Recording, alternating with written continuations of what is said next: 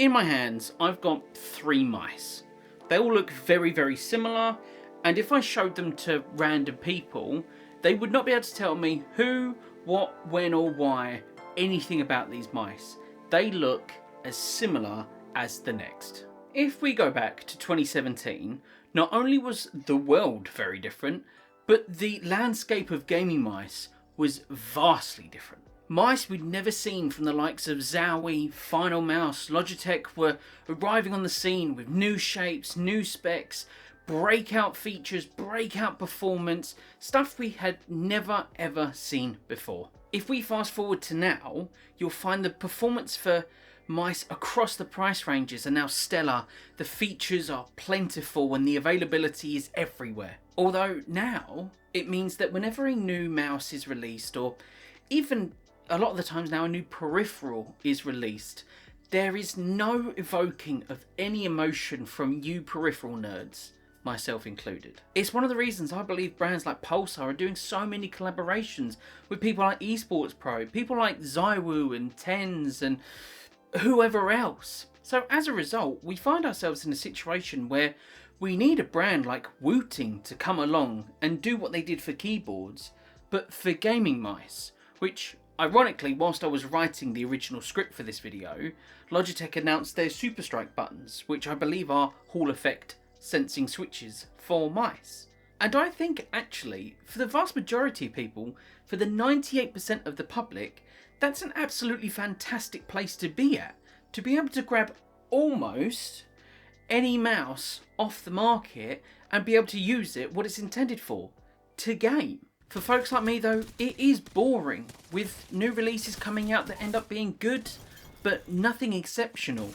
Clones of clones with new sensors that promise the latest tech, but you won't actually notice a difference, or they'll just drain the battery life more, and then ever increasing prices alongside it, with some of the mainstream flagship mice breaching well above the $150 or pound mark.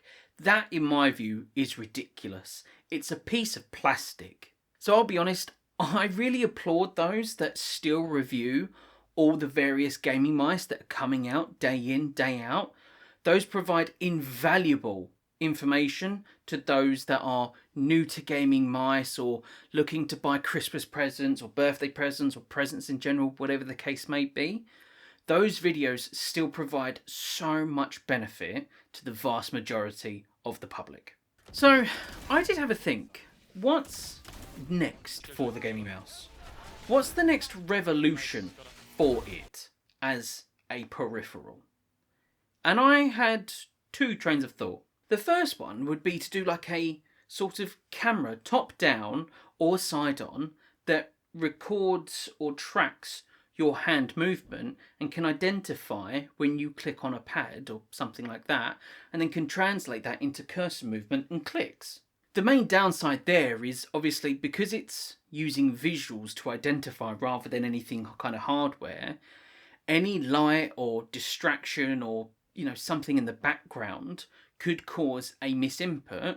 And for these esports pros on a grand final stage on in a 1v1, that could mean the difference between winning and losing.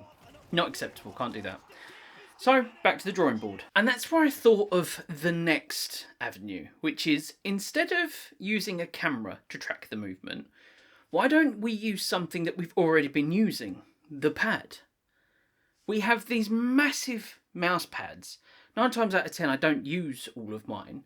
But if we could translate that to record movement, like a massive trackpad, but more designed for the natural sitting of a hand, so you're not having to use a finger, you can just rest your hand on it, and then doing it that way, that could resolve all of the issues we have about gaming mice, whether it's shape, weight, size, sensor, all of that goes right out the window. All of this, I'm sorry to say, is not going to go any further because I don't have a mouse or a mousepad manufacturing company. So I'm at their whims for their ideals for the next revolution, evolution, whatever that looks like. And of course I'll try it out, see if it helps. Probably won't, but you never know. And that's the whole idea of why we do what we do, is you never know. You gotta try it to find out. And on that note, ladies and gentlemen, thank you so much for watching, and I'll see you all in the next one.